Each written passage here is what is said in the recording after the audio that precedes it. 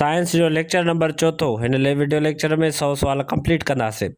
सवाल आहे what is pulley. Pulley जी डेफिनेशन छा आहे फिज़िक्स में। What is the definition of pulley. Pulley जी डेफिनेशन आहे wheel used to lift loads. उहो व्हील जेको वज़न खणण लाइ असां यूज़ कयूं। What is inclined plane. Inclined plane छा खे चइबो आहे। सवाल जेकॾहिं तव्हांखे सम्झ में नथो अचे त बि तव्हां लिखो। स्लोपिंग सरफेस खे चवंदा आहियूं असां इंक्लाइंड प्लेन। कंहिं बि लाहीअ खे चवंदा आहियूं असां स्लोपिंग सरफेस। इन खां वधीक आसान काई बि डेफिनेशन नथी थी सघे। वाट इज़ स्प्रिंग। वीडियो खे ज़रूरु कंटिन्यू रखण जे लाइ लाइक ज़रूरु करे छॾिजो पंहिंजे सिंधी भाउ खे, पंहिंजे सिंधी टीचर खे सपोर्ट जे लाइ। What is spring. Elastic object. Spring छा आहे। इलास्टिक हिकिड़ो ऑब्जेक्ट आहे।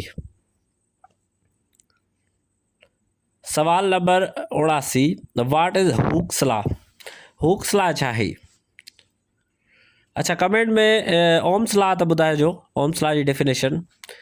हुक्स लॉ आहे force is proportional to extension. Force is proportional to extension. जेको सवाल तव्हां खां पुछंदो वञा कमेंट में ॿुधाईंदा वञो। What is elasticity. इलास्टिसिटी जी डेफिनेशन। कमेंट में पेरीमीटर जी डेफिनेशन त ॿुधायो। Ability to regain shape is elasticity जेका रबड़ में हूंदी आहे। What is latent heat. Latent heat छा आहे। लेटेंट हीट जी डेफिनेशन। हिन में केमिस्ट्री बि आहे, फिज़िक्स बि आहे, साइंस या मिक्स सवालात आहिनि, बायोलॉजी बि आहे। Heat without temperature change is called latent heat. पूरी कोशिशि कई आहे त इम्पोर्टेंट क्वेश्चन ई तव्हांखे पढ़ायूं। What is condensation. कंडेंसेशन तव्हां ॾिठी आहे जेका बाफ़ निकिरंदी आहे। पाणीअ खे असां बाहि हिते रखंदा आहियूं त उहा बाफ़ निकिरंदी आहे। वरी बाफ़ मां जेको पाणी ठहे, जेका बाफ़ मां असांजा पाणीअ जा ड्रॉप्स ठहंदा आहिनि कंहिं बि ढकण ते, उनखे असां कंडेंसेशन चवंदा आहियूं।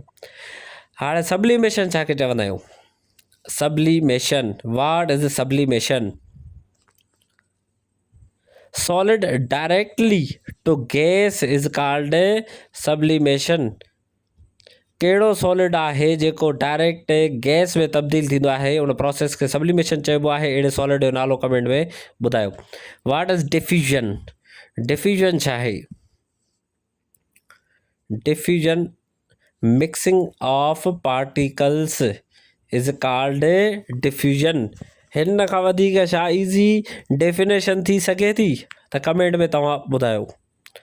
What is Brownian motion. Brownian motion छा खे चइबो आहे।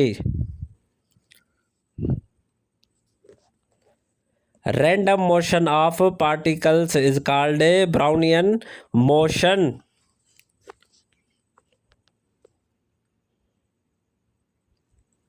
What is ideal gas. Ideal gas छा खे चइबो आहे। अच्छा कमेंट में ॿुधायो त जेका हीलियम आहे उहा नोबल गैस आहे या न आहे।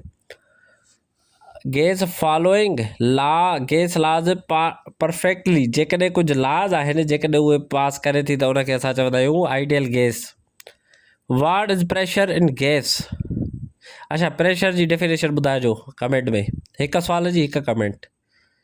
Pressure in gas force by gas particles.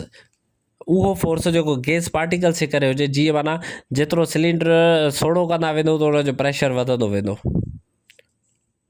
What is atomic number. Atomic number छा आहे। अच्छा हाइड्रोजन जो एटॉमिक नंबर ॿुधाइजो। Number of protons. हाणे इन खां वधीक का सवली डेफिनेशन थी सघे थी त एटॉमिक नंबर छा आहे कंहिं बि एटम जो, उहो छा आहे नंबर ऑफ प्रोटॉन्स आहे बस। केॾो सिंपल आहे। What is mass number. हाणे मास नंबर छा आहे। एटॉमिक नंबर थी वियो त नंबर ऑफ प्रोटॉन्स। हाणे मास नंबर कंहिं बि एलिमेंट जो पुछे त मास नंबर छा खे चइबो आहे। Protons plus neutrons is called mass number. हाणे ॻाल्हि सम्झी वियो त कमेंट में ॿुधायो त नंबर ऑफ प्रोटॉन्स छा खे चइबो आहे। Number of protons plus neutrons छा खे चइबो आहे। आइसोटोप छा आहे। What is isotope? आइसोटोप असां छाखे चवंदा आहियूं? Same element different mass. Simple, easy करे वठोसि। Same element different mass. What is ion? Ion असां छाखे चवंदा आहियूं? Charged atom. Charged atom. What is ion? Ion is charged atom. जेतिरो तव्हांखे पढ़ायो वञे ओतिरो तव्हां यादि कयो, तभी तव्हांजी टेस्ट में सुठियूं मार्कूं अचनि। What is cation? अच्छा, कमेंट में ॿुधाइजो असांजा हिन वक़्त ताईं 100 सुवाल कंप्लीट थी विया। तव्हां केतिरा फेयर कापीअ ते लिखी छॾिया आहिनि? अच्छा, यादि रखो, जेकॾहिं फेयर कापीअ ते न लिखंदव त बार बार सेम सवालात तव्हांखे हर नौकरीअ जे लाइ यादि करणा पवंदा, लिखणा पवंदा, रिविज़न करणा पवंदा। इन खां बहितर आहे त हिकिड़ो दफ़ो लिखी छॾियो। ही जेके 500 सुवाल तव्हांखे फेयर करायूं था, इहे तव्हां 500 सुवाल फेयर कापीअ ते लिखी छॾियो त जीअं तव्हांखे फ्यूचर में कंहिं बि नौकरीअ जे लाइ साइंस पोर्शन त न पढ़णो पए।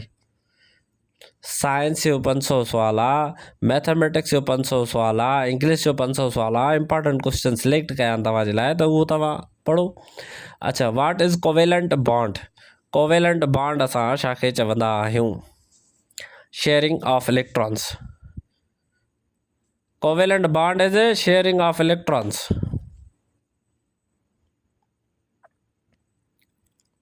वाट is ionic bond? Ionic bond असां छाखे चवंदा आहियूं? What is ionic bond? Transfer of electrons. Transfer of electrons is called ionic bond.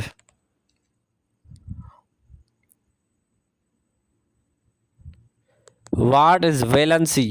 वैलेंसीअ जी डेफिनेशन कहिड़ी आहे? What is valency? Combining capacity. Combining capacity. अच्छा, कमेंट में ॿुधायो डिस्टेंस। डिस्टेंस स्केलर आहे या वेक्टर आहे? कमेंट में ॿुधायो। What is periodic table? Periodic table जी definition. Arrangement of elements is called periodic table.